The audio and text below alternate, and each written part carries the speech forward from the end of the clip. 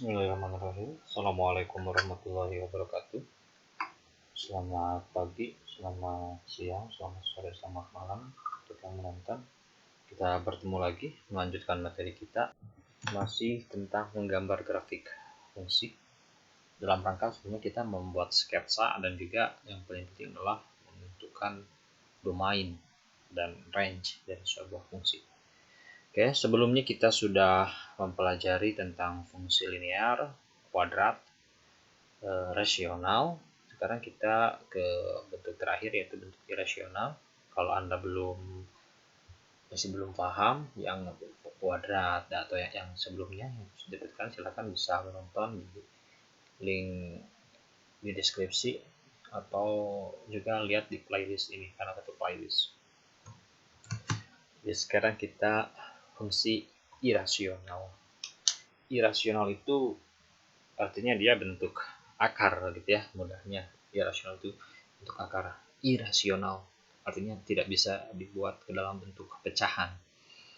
Itu lebih jelas tentang irasional sebenarnya ada di materi bilangan ya.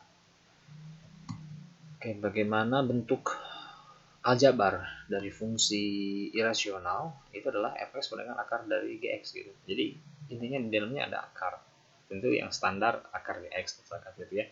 Ada syaratnya bahwa gx ya, ini sebagai numerus. Jadi fungsi di dalam akar itu kita sebut sebagai numerus. Jadi gx-nya numerus. Bentuk grafik dari fungsi irasional adalah setengah parabola. Ya, jadi kalau misalkan kemarin kita membuat fungsi kuadrat itu kan parabol. Nah, kalau bentuk fungsi dari irasional ya setengah parabola seperti ini ya. Jadi bisa terbuka ke ini kalau sekarang kita lanjutkan ya begini. Nah, jelek banget. Nah, gini. Ini kalau kita cerminkan ke bawah dia jadi parabola, jadi setengah parabola gitu. Jadi bisa ke kanan, bisa ke kiri, bisa di bawah, bisa juga sebenarnya di sebelah sini bisa juga ya. Jadi ada 4 kemungkinan seperti itu. Kenapa seperti itu ya? Karena kalau kita punya fungsi y sama dengan akar fx misalkan begitu ya, ya maka pasti fx ini kan sama dengan y kuadrat begitu. Sehingga dia sebuah parabol terhadap y. Kalau kemarin parabol terhadap x itu terbuka ke atas ke bawah, nanti kalau parabol terhadap y terbuka ke kanan atau ke kiri.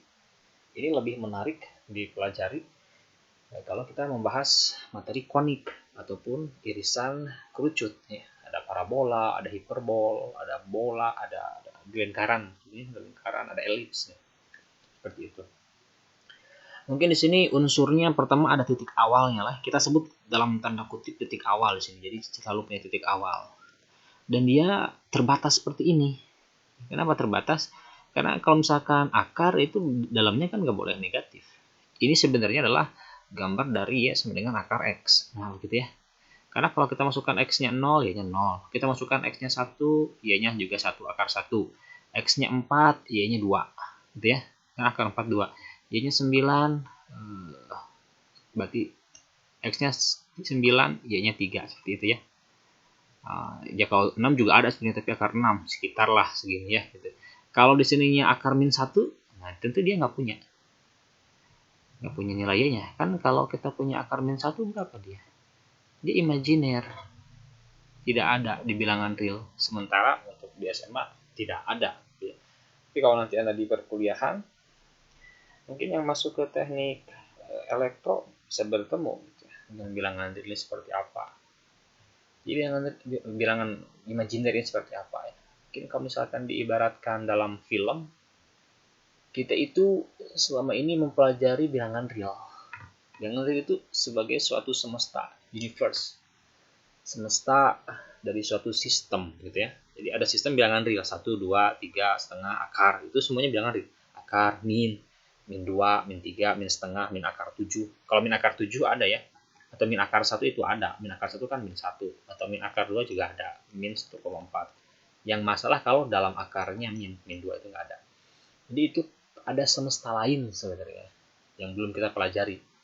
Mungkin kalau kita ibaratkan ya dalam sebuah cerita fiksi itu seperti di film apa tuh Doctor Strange-nya gitu ya, kan ada beberapa dimensi gitu. Ini dimensi ada dimensi imajiner gitu. Memang sekarang sudah dipelajari. Jadi mirip kayak fisika kuantum lah. Oh, Ant-Man kayak Ant-Man gitu. Jadi ada ya, bisa diibaratkan seperti itu. Oke, sudah sampai sana saja dulu. Sekarang, nah contoh. Gambarlah grafik dari fungsi Y sama dengan akar 2x tambah 1. Begitu ya. Langkah-langkahnya, pertama tentukan titik awal, yaitu Gx. Ya. Atau titik awal itu pada saat di dalamnya itu sama dengan 0. Gx-nya, numerusnya sama dengan 0. Berarti titik awalnya adalah ini ya, 2x tambah 1 sama dengan 0. Berarti x sama dengan min setengah. Berarti kalau x min setengah, nah, karena titik awal ini x, cari y-nya. Berarti berapa y-nya? Y-nya sama dengan akar dari 2 kali min setengah tambah 1. Ya pasti sebenarnya jadi 0 ya. Jadi titiknya adalah min setengah, 0. Dapat. Kemudian tentukan titik potong dengan sumbu y. Nah, titik potong dengan sumbu y artinya x-nya sama dengan 0. Tapi ini belum tentu ada juga ya. Belum tentu ada. Misalkan di sini ada. Jadi ini x sama dengan 0, maka y-nya 0 masukin, dapetinnya 1, berarti dapat titik 0,1. Karena pada saat x-nya 0, y-nya 1 gitu ya. Kemudian sudah dapat titik potong sumbu x. Nah, ini juga belum tentu ada sebenarnya. Tapi kalau titik awal, oh ini wajib ada, kalau ini nggak ada gimana nggak gambarnya ya. Apa ini ya, maka kalau sama dengan 0 seperti ini ya. Nah, ini kebetulan kalau kayak gini berarti gimana ini? Berarti ya, kita hilangkan akar dengan cara menguadratkan kedua ruas kan gitu ya. X sama dengan 0 kuadrat, berarti x sama dengan min setengah. Kebetulan sama dengan titik awal, titik potongnya berarti ini adalah berapa? Min setengah, 0. Sama dengan titik awal, tapi tidak selalu sama. Kemudian titik bantu. Nah, titik bantu. Titik bantu itu kita gambar dulu ya. Titik bantu ini nanti dijelaskan titik bantu. Jadi kita dapat berapa tadi? Min setengah, 0 ya, 1,0,1. Nah, titik bantu di sini ada 3/2, 3/2, ini 3. Oh, belum edit sebentar. Nah, coba ya, kalau x-nya 0 masukin tadi 1 ya. X-nya 0, 1. Kalau 3/2 dimasukin 3/2 berarti menjadi gimana nih kalau 3/2? Berarti menjadi y-nya sama dengan akar dari 2 kali 3/2 tambah 1. Akar 4 ya. Ini kan 2 kali 2, 3 tambah 1, 4 jadi 2. Masukin 4. Sini ke sini 4 nih. 2 kali 4, 8 tambah 1, 9. Akar 9, 3. Jadi ada titik 0,1 begitu. 3/2,2 lalu 4,3. Nah, sudah deh. 3/2,2, 4,3. Seperti ini parabol. Nah, begitu ya. Domain. Nah, bagaimana cara menentukan domain? Domain dari fungsi irasional ini sebenarnya relatif gampang juga. Ya. Dia yang penting numerus itu lebih besar dari sama dengan 0. Kalau di video sebelumnya kan yang rasional yang penting penyebutnya tidak boleh sama dengan 0. Kalau ini numerusnya lebih besar dari 0. Berarti siapa? 2x tambah 1 lebih besar dari sama dengan 0. Ya. Berarti jadi gimana ini? 2x lebih besar dari sama dengan min 1. Nah, gitu ya. Jadi x lebih besar dari sama dengan min setengah. Itu saja. Jadi domain dari fungsi ini adalah x lebih besar dari sama dengan min setengah gitu. X-nya elemen bilangan gitu. Beres. Nah, sehingga sebenarnya harusnya menentukan domain dulu ya. Kenapa? Karena titik bantu itu tergantung domain. Ini kan titik awal itu pasti juga menjadi batas domain. Gitu ya. Bisa lebih besar, bisa lebih kecil. Di sini kan kebetulan lebih besar. Jadi kalau X lebih besar dari min setengah, nah maka titik bantunya usahakan yang lebih besar dari min setengah. Siapa? Ya, lebih besar min setengah bisa 0, 1, 2, 3, 4, 5, dan seterusnya. Bisa juga bilang pecahan. Ini kenapa yang diambilnya aclok-aclokan, apa itu? Tidak berurutan 0, 3/2, 4 ya. Ini supaya mudah saja. Kalau dimasukkan 0 kan enak tuh ya. 0 jadi 2x 2x berapa ya, itulah ya. jadi 1 kan. Kalau 3/2 kan jadi 4 gitu. Bisa diakarkan. Meskipun sebenarnya 1 bisa saja 1 ya dimasukkan titik bentuknya 1, tapi kan kalau 1 ya sama dengan akar dari 2 kali 1 akar 3 nantinya. Akar 3 dihitunglah pakai kalkulator. Jadi ini kita pilih-pilih saja angka yang cantik yang kira-kira di dalamnya jadi bagus begitu ya. Bisa saja sebenarnya kita prediksi dari mana kita ubah dulu ini menjadi, coba ini kalau kita misalkan akarnya kita pindahkan ya menjadi y kuadrat sama dengan 2x tambah 1. Nah begitu, berarti nyari x nya adalah 2x sama dengan y kuadrat kurang 1 gitu. Ini nyari inverse sebenarnya, y kuadrat kurang 1/2. X nya 0 berarti min setengah. Oh, bukan x nya, y nya 0. Cari y nya 0, y nya 1 berapa gitu ya. Bisa seperti itu, atau sembarang saja boleh lah ya, nanti pakai bantuan kalkulator. Range, nah gimana dengan range nya? Di pertemuan sebelumnya sudah kita bahas juga, kalau misalkan domain itu kan berhubungan dengan x. Mana x yang punya pasangan yang ada naungan dari grafik ini? Berarti ada naungan kan dari min setengah ke kanan. Makanya di sini domainnya x-nya lebih besar dari min setengah. Nah, ini ke kanan, ke sana terus. Nah, lalu bagaimana dengan range? Range itu kan ada hubungannya dengan sumbu y. Mana sumbu y yang ternaungi atau ada bayangannya? Berarti ini kan, ini nih. Karena ini punya. Misalnya, jadi kalau kita ambil garis tarik lurus ada pasangan, ketiga ada pasangan. Yang enggak ada tuh ke bawah. Berarti dari 0 ke atas. Nah, berarti di sini adalah domainnya, range-nya adalah y lebih besar dari sama dengan 0. Begitu. Ya. Atau ada cara lain sebenarnya. Ada cara lain. Di sini karena y sama dengan akar dari 2x tambah 1. Dan kalau akar itu pasti lebih besar dari sama dengan 0. Jadi ini boleh kita anggap, ya udah aja ini anggap 0. Begitu, jadi y lebih besar dari sama dengan 0. Begitu. Y elemen bilangan real. Nah, gitu ya. Jadi akarnya anggap 0 saja. Yang akar yang segini, akar. Itu anggap 0. Jadi y lebih besar dari sama dengan 0. Nah, untuk mempermudah kita coba contoh yang lain ya. Ini misalkan gambarkanlah grafik fungsi y sama dengan akar 4 dikurangi x tambah 1. Berarti langkah pertamanya adalah tadi ya.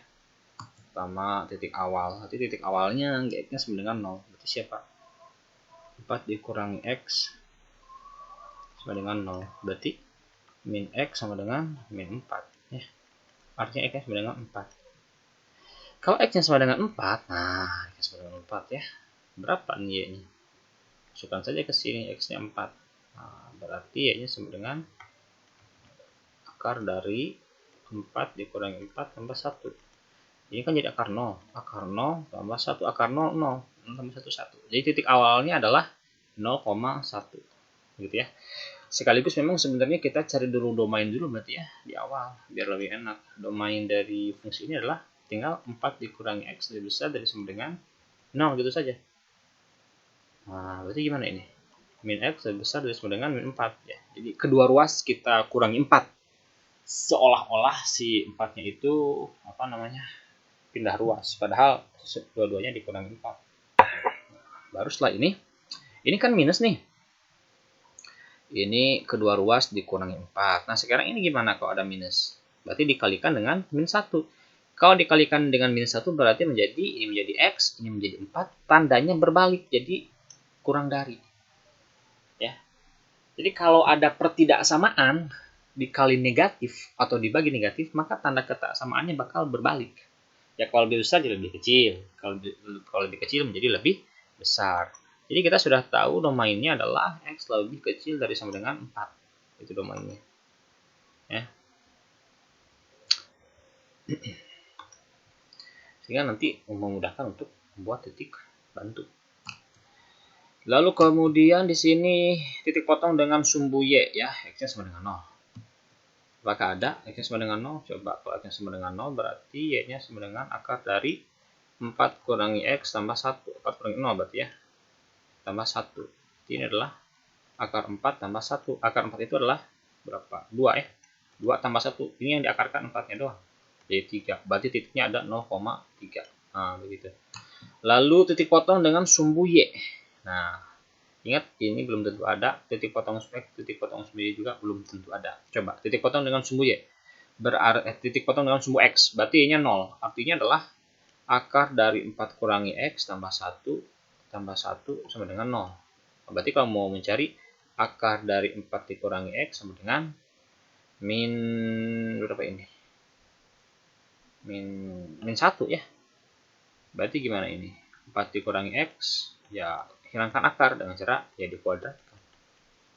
Berarti berapa ini? 4 dikurangi X sama dengan 1. Nah, begitu ya. X-nya pindahlah ke kanan. Ini pindah ke kanan, pindah jadi X-nya 3. Begitu. Jadi ada X-nya 3, ada 3, berapa ini? 3,0 gitu ya. Ya sebentar. Ada yang aneh. Nah, coba lihat. Ada yang aneh nggak? Ada yang aneh? Nggak ada ya. Mana yang anehnya? Ini yang aneh.